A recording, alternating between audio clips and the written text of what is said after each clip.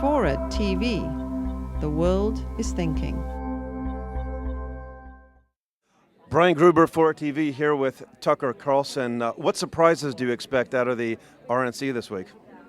Well, the fact they're not really having a convention is a surprise. That's a big one. Yes. The nation is wrapped in a collective moment of silence for the storm that didn't really cause much damage, so yes.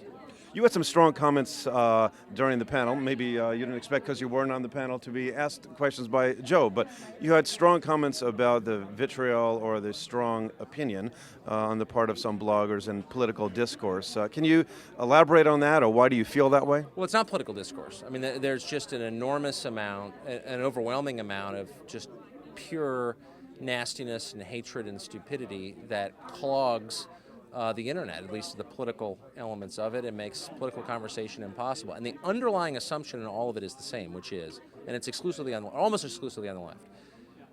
If you disagree with me, you are either too stupid to understand what I'm saying, or you're evil.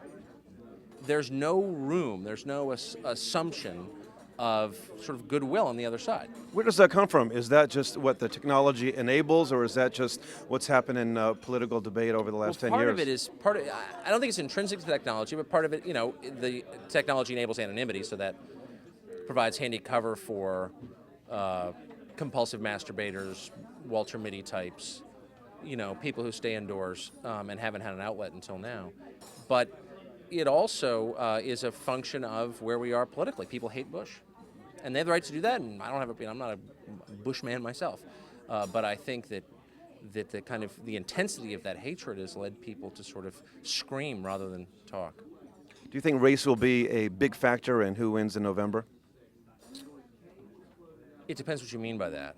If you mean, here's the bottom line question: are there more people who will vote for Barack Obama because of his race, or more people who vote against him because of his race? Do you think he will lose because he's black? No, I do not believe he will lose because he's black.